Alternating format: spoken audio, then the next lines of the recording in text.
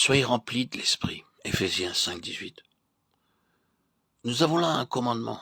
Ce mot ne s'adresse pas seulement aux apôtres et après aux ministres de Christ.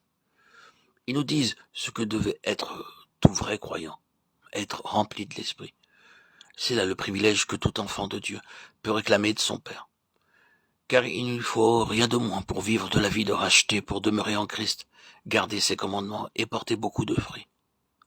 Et pourtant, on ne tient guère compte de ce commandement, on ne croit guère qu'il soit raisonnable et possible dans l'attente de chacun l'observation. Ceci vient sans doute de ce que le sens de ces mots est souvent mal compris.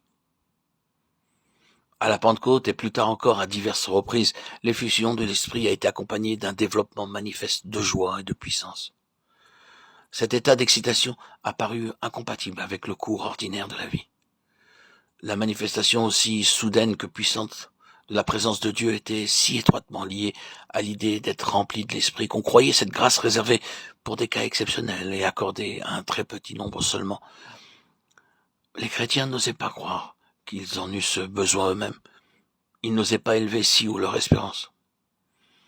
Il leur semblait même que si cette grâce leur était accordée, il leur serait impossible de la conserver et d'en user dans leurs circonstances terrestres.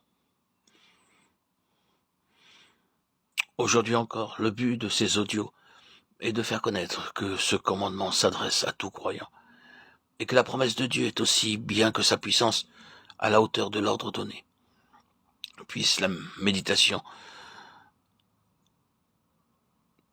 l'écoute de ces audios éveiller dans le cœur de chaque auditeur, auditrice, un vif désir d'être rempli du Saint-Esprit et lui donner en outre la ferme assurance que ce privilège est bien pour lui, qu'il ne lui est nullement impossible de l'obtenir, que très certainement il pourra le posséder lui aussi. Au sud de l'Afrique, où l'on souffre de la sécheresse, on se sert de deux espèces de réservoirs pour se procurer de l'eau. Tantôt c'est une source, mais si peu abondante, qu'elle ne suffirait pas pour l'irrigation. Il faut donc la recevoir dans un réservoir qui se remplit jour et nuit de ce lent et régulier filet d'eau. Tantôt, il n'y a pas de source. Il faut alors construire le réservoir dans le lit d'un torrent ou dans quelque dépression de terrain propre à recevoir l'eau de pluie. Dans les moments d'orage et de forte pluie, il se remplit rapidement, en 2 ou 3 heures.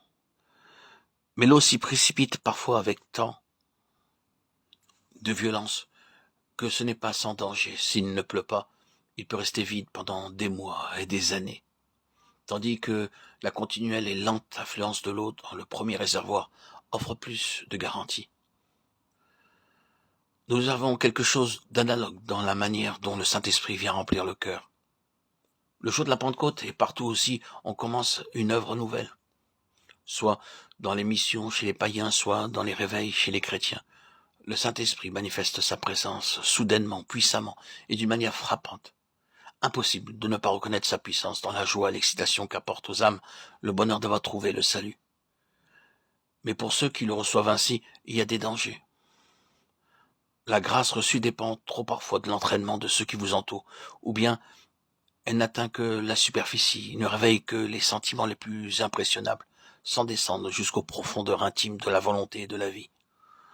On voit au contraire d'autres chrétiens qui n'ont jamais rien éprouvé de semblable, témoigner visiblement de la présence de l'Esprit en eux, par leur entière consécration à Jésus, leur conduite à la lumière de sa face, leur vie sans reproche, toute de foi et d'obéissance, et leur dévouement plein d'humilité. Ils sont ce qu'était Barnabas, fils de consolation, homme de bien, plein du Saint-Esprit et de foi. Actes 4, 36, 11, 24.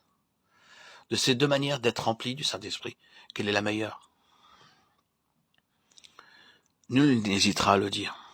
Dans quelques propriétés se trouvent à la fois les deux espèces de réservoirs dont nous venons de parler, suppléant l'un à l'autre. Il y en a d'autres encore qui se remplissent par les deux moyens indiqués. Pendant la sécheresse, ils sont régulièrement approvisionnés par le cours tranquille et régulier du filet d'eau, tandis qu'en temps de pluie, ils sont prêts à contenir beaucoup plus encore. On rencontre des chrétiens qui ne sont contents que s'ils éprouvent des manifestations spéciales de l'esprit. Il leur faut les vents déchaînés, les flots impétueux et le baptême de feu, tandis que d'autres voient la véritable action de l'esprit dans la source paisible qui ne cesse de couler tranquillement. Heureux ceux qui reconnaissent la présence de Dieu dans l'une et l'autre de ces deux manifestations et qui sont toujours prêts à le recevoir, quelle que soit la manière dont ils viennent à eux.